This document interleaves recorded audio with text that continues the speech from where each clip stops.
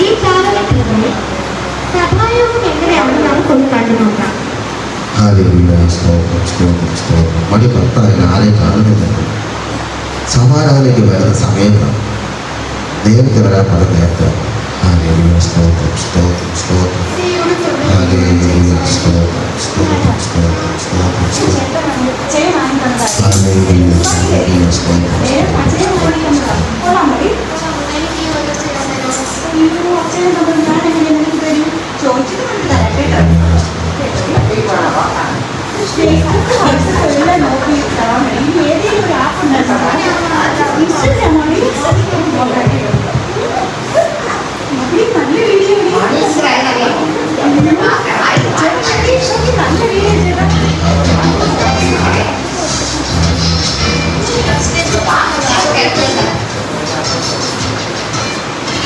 ini buah letter di kreasi yang kau cari foto ini kreasi ya ini mana ini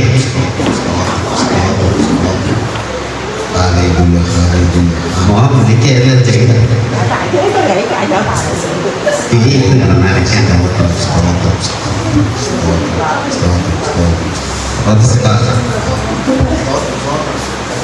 oh ini kenapa apa sih semua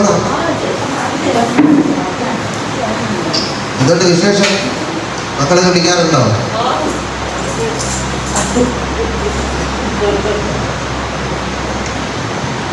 ഇടയ്ക്ക് സുഖമില്ലാന്ന് പറഞ്ഞത് കുറവുണ്ടോ ശരീരത്തിനൊക്കെ?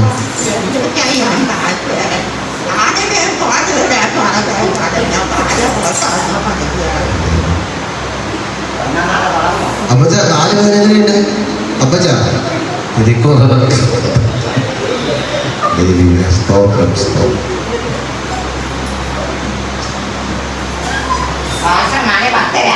തുടങ്ങാം. ഞാൻ എപ്പോഴോ നിങ്ങളല്ലേ ലേറ്റായിരുന്നു. ശരി തുടങ്ങാം. സ്തോത്രം. Hallelujah hallelujah. നന്ദിയോടെ സ്തുതിക്കുന്ന കർത്താവേ, ആരാധന കർത്താവെ കടന്നു ഒരുപാട് കർത്താവെ വലിയൊരു ഒരുക്കി കൃപയോടെ നന്ദിയോടെ സ്തുതിക്കുന്നു. സ്തോത്രം ചെയ്താൽ സമർപ്പിക്കുന്നു. മാനവമൊന്നും യേശുവിന്റെ വലിയ നാമത്തിന്റെ പിതാവേ ആമേൻ. ഒരു പാട്ടിലെ പാടി ദൈവത്തെ മഹത്വപ്പെടുത്താം. Hallelujah hallelujah.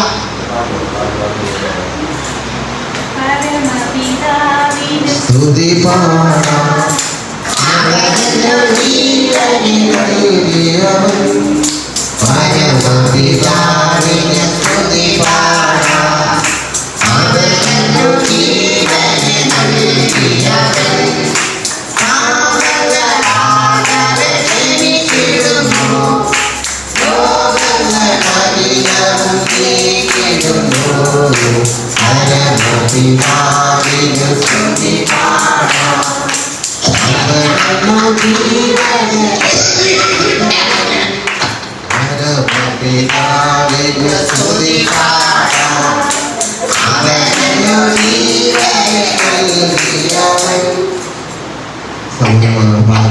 ഒരാൾക്ക് ചുരുക്ക വാക്കുകളിൽ പ്രാർത്ഥിക്കാം. സഭയുടെ ആരാധന അനുഗ്രഹത്തിനായിട്ട്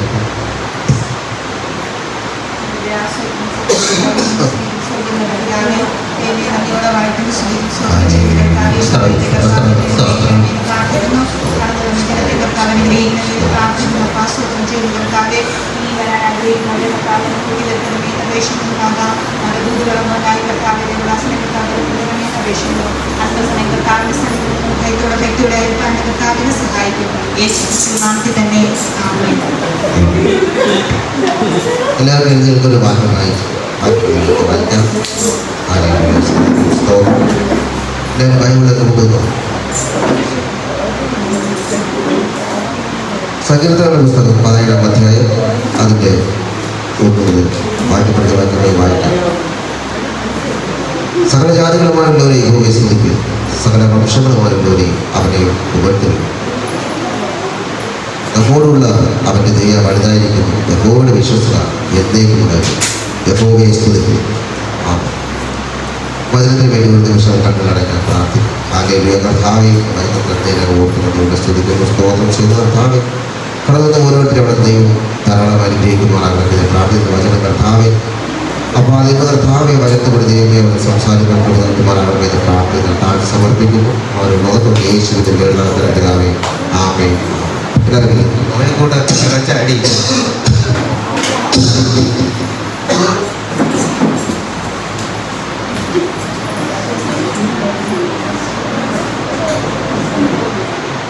കഴിഞ്ഞ ദിവസങ്ങളിലൊക്കെ ദൈവം നമ്മളെ ശക്തമായി ഉപയോഗിച്ചു. എൻ്റെ ഒരു വേണ്ടപ്പെട്ട ഒരു പാസ്റ്റർ നമ്മുടെ സഭയിൽ സഭാമധ്യം കടന്നു വന്നിട്ടുണ്ട്. ഗസ്റ്റ് പാസ്റ്ററാണ്. കുറച്ച് നാളുകളായി ഞാൻ ആ പാസ്റ്റർ ക്ഷണിക്കണം വിചാരിച്ചിരുന്നു. അപ്പോൾ ഇന്ന് ദാസർ ഇവിടെ കടന്നു വന്നിട്ടുണ്ട് നമ്മുടെ മധ്യേ. അറിവുദാസനെ എല്ലാവരും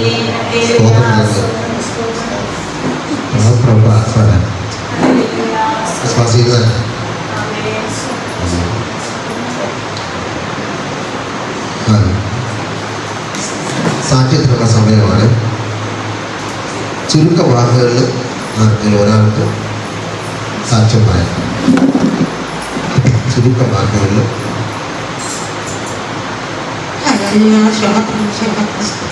ഒരാഴ്ച കാലം എൻ്റെ കുടുംബത്തിൽ വിദേശക്കാരായിരിക്കും കാത്തു എനിക്ക് സാക്ഷിക്കൊരു പറയാനുള്ള എൻ്റെ വിദ്യയും എൻ്റെ ജോലി നടന്നു പ്രശ്നത്തിലാണെന്ന് പറഞ്ഞു. അത് കർത്തരും വിശ്വാസികളെല്ലാവരും നന്നായിട്ട് പ്രാർത്ഥിക്കണമെന്ന് ആഗ്രഹിച്ചിട്ട് എന്നെ നമുക്ക് വേണ്ടി പ്രാർത്ഥിക്കാനെന്ന് ഗസ്റ്റ് ഭാഷ ക്ഷണിക്കല്ലേ കൈയടിച്ചത് ഗസ്റ്റ് ഭാഷ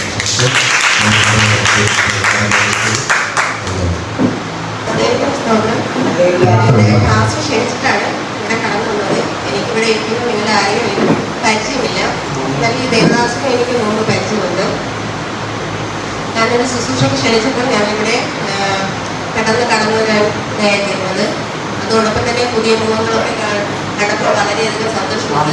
നമ്മുടെ മധ്യത്തിലിരിക്കുന്ന അപ്പച്ചനെ അമ്മച്ചയെ കണ്ടപ്പോൾ വളരെ സന്തോഷമുണ്ട്.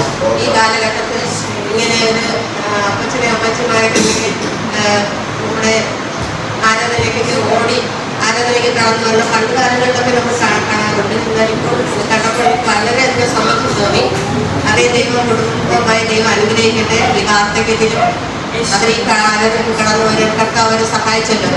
അതിനുവേണ്ടി ദൈവത്തെ നന്ദി പറയുന്നു. അതോടൊപ്പം തന്നെ ഞാനിവിടെ പ്രസംഗിക്കാൻ പോകുന്നത് രണ്ടാം വരവിനെ കുറിച്ചാണ്. കർത്താവിന്റെ രണ്ടാം വരവിനെ കുറിച്ചാണ് ഞാനിവിടെ പ്രസംഗിക്കാൻ പോകുന്നത്. കർത്താവിന്റെ രണ്ടാം വരവ് എന്ന് പറയുമ്പോൾ ഒരു വരവ് കഴിഞ്ഞിട്ട് പോയി. കർത്താവിന്റെ രണ്ടാം വരവ് നമ്മൾ അതിനു വേണ്ടിയാണ് നമ്മൾ എല്ലാവരും ദൈവസന്നിധി കടന്നു വന്നിരിക്കുന്നത്. കർത്താവിന്റെ രണ്ടാം വരവ് എന്ന് പറയുമ്പോൾ നാം എങ്ങനെയാണ് സ്വർഗ്ഗരാജ്യത്തിൽ എടുക്കപ്പെടുന്നത് നമുക്കിവിടെ ഇപ്പോൾ ശ്രദ്ധിച്ച് അല്പസമയം അതിനെ ശ്രദ്ധിക്കാം. ഇന്ന് നാം ഈ ലോകത്ത് നോക്കുമ്പോൾ അനേക യൗവനക്കാർ നശിച്ചുകൊണ്ടിരിക്കുന്ന ഈ കാലഘട്ടത്തിൽ ഇത്രയും യൗവനക്കാരുടെ മധ്യേ കണ്ടപ്പോൾ തന്നെ എനിക്ക് വളരെയധികം സന്തോഷമുണ്ട്. കർത്താവിന്റെ രണ്ടാം വരവ് നമ്മൾ എടുക്കണമെങ്കിൽ കർത്താവിന്റെ കൽപ്പന അനുസരിച്ച് ജീവിക്കുന്ന ഒരു വ്യക്തിക്ക് മാത്രമേ കർത്താവിന്റെ രണ്ടാം വരവിൽ എടുക്കപ്പെടുവാനായിട്ട് ഇടയായി തീരുകയുള്ളൂ. ദൈവത്തിന്റെ സ്തോത്രം. കർത്താവിന്റെ കൽപ്പനകൾ എന്ന് പറയുമ്പോൾ നമുക്കറിയാം 10 കൽപ്പന വിശുദ്ധ വേദപുസ്തകത്തിൽ നമ്മൾ വായിക്കുമ്പോൾ മനസ്സിലാക്കുവാനായിട്ട് ഇടയായി തീർന്നു. ആ കൽപ്പനകളെ നമ്മൾ അനുസരിക്കുന്ന ഒരു വ്യക്തിക്ക് മാത്രമേ സ്വർഗരാജ്യം അവകാശമാക്കുവാനായിട്ട് കഴിയുകയുള്ളൂ.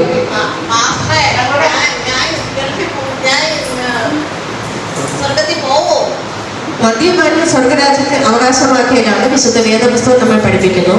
ഒരിക്കലും മദ്യപിക്കുന്ന ഒരു വ്യക്തി സ്വർഗരാജ്യം അവകാശമാക്കാൻ കഴിയുകയില്ല. അതുകൊണ്ട് ദൈവസന്നിധിയിൽ കടന്നു വന്ന് തനിക്ക് ഇവിടെ കടന്നു വന്ന് ഇരുന്ന് തൻ്റെ ഹൃദയം ദൈവത്തിന് വേണ്ടി കൊടുത്ത് ദൈവവുമായിട്ടൊരു ബന്ധമുണ്ടാക്കി അതോടൊപ്പം തന്നെ മാനസാന്തരപ്പെട്ട് സ്നാനപ്പെട്ട് പരിശുദ്ധാത്മാ അഭിഷേകം പ്രാപിക്കുക മാത്രമല്ല ദൈവത്തിന്റെ കൽപ്പന അനുസരിച്ച് ഓരോ ദിവസവും ജീവിക്കുന്ന ഒരു വ്യക്തിക്ക് മാത്രമേ സ്വർഗരാജ്യം അവകാശമാക്കാൻ കഴിയുകയുള്ളൂ. അതുകൊണ്ട് ഒരിക്കലും മദ്യപാനിയെ സ്വർഗരാജ്യം അവകാശമാക്കിയില്ല. ദൈവത്തിന് സ്തോത്രം. നമ്മളിവിടെ ചിന്തിച്ചു കൊണ്ടിരിക്കുന്ന വേദഭാഗം എന്ന് പറയുന്നത് കർത്താവിന്റെ രണ്ടാം വരവിനെ കുറിച്ചാണ്.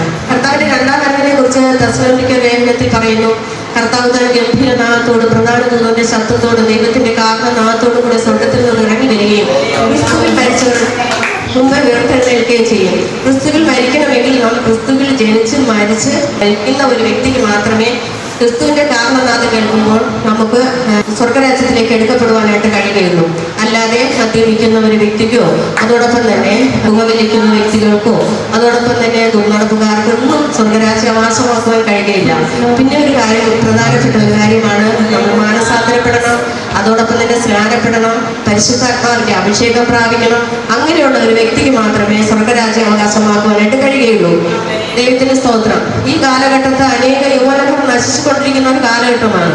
മദ്യത്തിലും മയക്കുമരുന്നിലും ഒക്കെ നശിച്ചുകൊണ്ടിരിക്കുന്ന ഈ കാലഘട്ടത്തിൽ നമുക്ക് അവരോട് പറയാൻ ഒന്നേ ഉള്ളൂ, നാം അവരോട് സുവിശേഷം അറിയിക്കണം. ഇവിടെ ഇരിക്കുന്ന യൗവനക്കാരെല്ലാം സുവിശേഷം അറിയിക്കണം. ഇവിടെ ഇരിക്കുന്ന അപ്പച്ചനും അമ്മച്ചയൊക്കെ നിങ്ങൾ കണ്ടല്ലോ, അവരൊക്കെ അവരെ യൗവനകാലത്ത് തന്നെ വളരെയധികം ദൈവത്തിന് വേണ്ടി അധികമായി പ്രയോജനപ്പെട്ട വ്യക്തികളാണ്.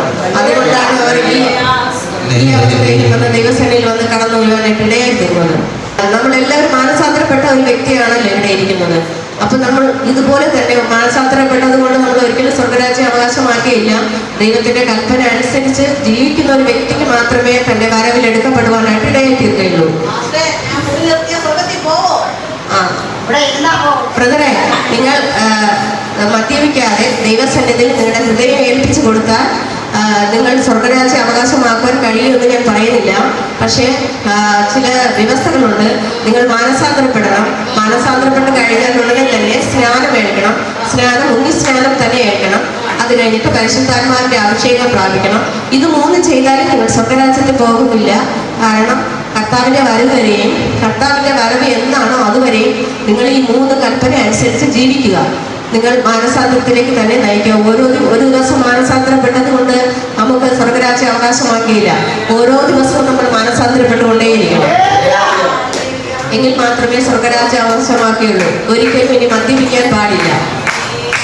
ബ്രദറിനെ ഇനി മദ്യപിക്കാതെ ദൈവസേനയിൽ തീരുമാനമെടുക്കാനായിട്ട് കഴിയുമോ? എങ്കിലും ഈ ആരാധനയ്ക്ക് വന്നിരിക്കാം.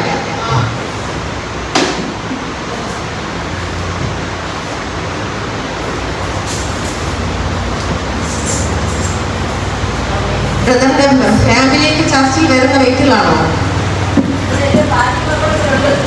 അതുകൊണ്ടാണോ ബ്രദർ ഇവിടെ കടന്നു വന്നത് അല്ലേ? അപ്പോൾ ഒരു കാര്യം ചെയ്യാം. ഇവിടെ ആരാധനയ്ക്ക് കടന്നു വന്നത് കൊണ്ട് ഒരിക്കലും സ്വർഗരാജ്യത്തിൽ പോകുകയില്ല. മദ്യപാനം നിർത്തിയത് കൊണ്ട് പോകുകയില്ല. ഇന്ന് യേശുവിനെ സ്വന്തം രക്ഷിതാവായി സ്വീകരിച്ച് സ്നാനപ്പെട്ട് പരിശുദ്ധാത്മാവിന്റെ അഭിഷേകം പ്രാപിച്ച് ഇനി ഒരിക്കലും മദ്യപിക്കാനുള്ള തീരുമാനമെടുക്കുക. അതോടൊപ്പം തന്നെ ദൈവ കൽപ്പന അനുസരിച്ച് ജീവിക്കണം. ദൈവത്തിന്റെ കൽപ്പന അനുസരിച്ച് ജീവിച്ചാൽ ഉറപ്പായിട്ട് സ്വർഗരാജ്യത്തിൽ പോകും. നിങ്ങളുടെ ഭാര്യയും മക്കളും ഒക്കെ ഈ കൽപ്പന അനുസരിച്ച് ജീവിക്കുന്നവരല്ലേ? അപ്പോൾ അവരെ പോലെ നന്നായിട്ട് ദൈവത്തെ ആരാധിക്കുക. യേശുവിനെ ഹൃദയം കൊടുക്കാൻ താല്പര്യമാണോ? അപ്പൊ ഇനി ഒരിക്കലും മദ്യപിക്കരുത്. യേശു നിങ്ങളെ ഇന്ന് പകൽക്കാലം നിങ്ങളുടെ മദ്യപാനത്തെ എല്ലാം മാറ്റി യേശു നിങ്ങളുടെ ഹൃദയത്തിൽ കടന്നു വരികയാണ്. എന്നാൽ അതിനുവേണ്ടി പ്രാർത്ഥിക്കട്ടെ.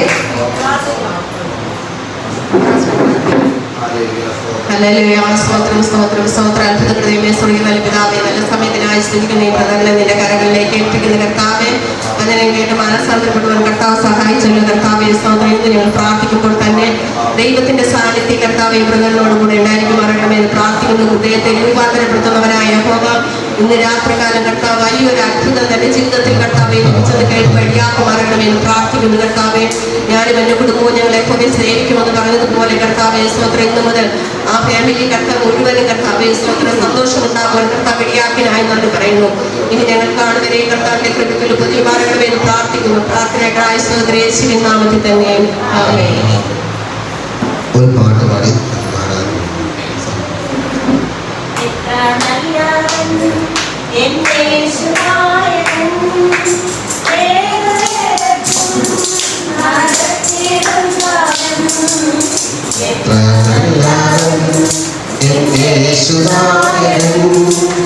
ഏതു നേരത്തും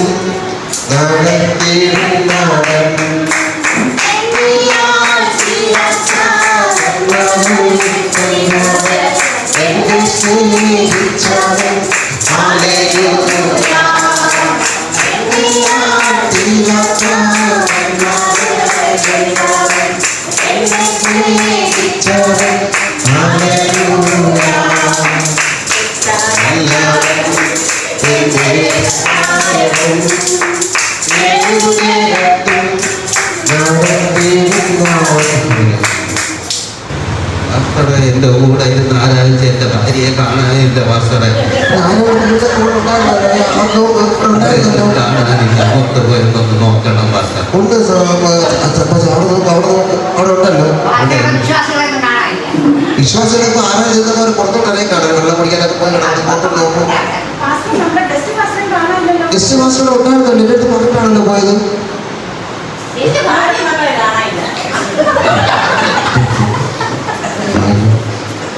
നമ്മൾ കാണും. ഒന്ന് നോക്കും. അവിടെ നോക്കും. പുറത്ത് നോക്കും.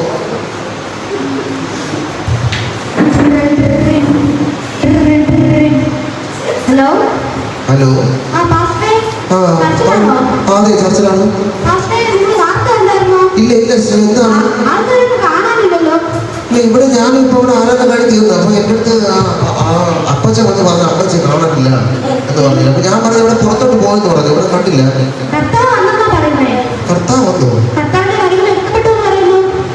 പാസ്റ്റർ അറിഞ്ഞില്ലായിരുന്നോ? ഇല്ല അറിയില്ല. വിശ്വാസമല്ല ഉണ്ട് പാസ്റ്റേ. വിശ്വാസികൾ ഇവിടെ കുറച്ചുപേരുണ്ട്. കുറച്ചുപേരെ കണ്ടില്ല എന്ന് പറഞ്ഞ് വീണ്ടും വേറെ സിസ്റ്റർ വന്നു. അവരുടെ മക്കളെ കാണാനായിട്ട് പറഞ്ഞിട്ട് വന്നു. ഞാനും ചർച്ചയിനകത്ത് ഞാനും പോയില്ല പാസ്റ്റേ. സിസ്റ്റർ ഒന്ന് അന്വേഷിക്കണം. ഞാനും കൂടെ നോക്കാം. ഇവിടെ ആരും കാണാനില്ല. 2 പേരേ ഉള്ളൂ എൻ്റെ ഫ്രണ്ടിൽ. പാസ്റ്റേ ന്യൂസ് ഒന്ന് ഇട്ട് നോക്കോ? ന്യൂസ് ഒന്ന്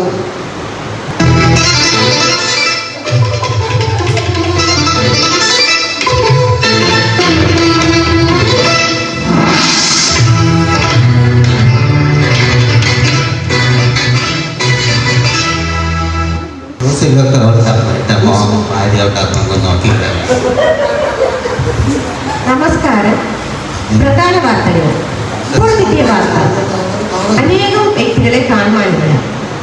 പ്രത്യേകിച്ച് പെന്തക്കോസ്ത് സഭയിലെ വിശ്വാസികളെ കാണുവാനില്ല. ഇപ്പോൾ നമ്മുടെ പ്രതിനിധിയായ ഷിജോ സംഭവ സ്ഥലത്തുണ്ട്.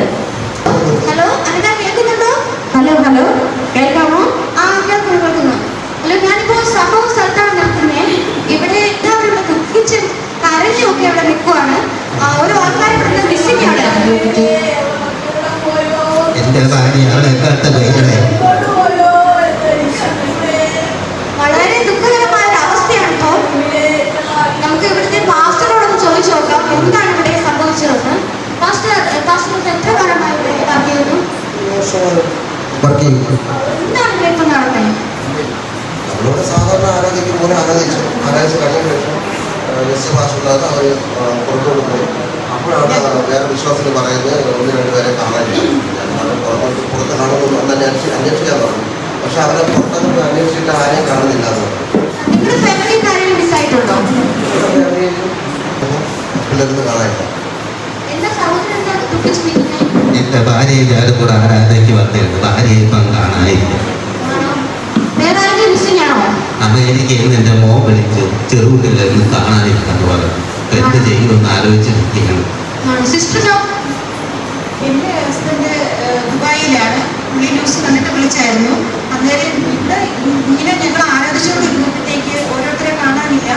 അങ്ങനെ ഞങ്ങൾ അന്വേഷിച്ച് നോക്കിയപ്പോഴത്തേക്ക് വേറെ പുറത്ത് ഞങ്ങൾ അന്വേഷിച്ചു പറഞ്ഞു പുതിയ സംഭവത്താൽ ഭയങ്കര സൗണ്ടുകളാണ് ഇങ്ങനെ ഓരോരുത്തരെ കാണാനില്ല എന്നിങ്ങനെ പറയുകയുണ്ടായി. പക്ഷെ ഞങ്ങൾ ആരാധന നടന്നുകൊണ്ടിരുന്നപ്പോൾ ഞങ്ങൾ ഇതൊന്നും കേട്ടില്ലായിരുന്നു. പക്ഷെ ഞങ്ങൾ ഇവിടുന്ന് ഒരു പാസ്റ്റർ ഗസ്റ്റ് ഉണ്ടായിരുന്നു. ആരെയും കാണാനില്ല. താങ്കളുടെ കുടുംബത്തിൽ ആരെങ്കിലും മിസ്സായിട്ടുണ്ടോ? ഞാൻ മാത്രമേ വന്നുള്ളൂ. എൻ്റെ ഭാര്യ ഗൾഫിലാണ്. അതുകൊണ്ട് ഞാൻ മാത്രമേ ഉള്ളൂ. പക്ഷേ കണ്ണു തുറന്നപ്പോൾ ആരെയും കാണാനില്ല.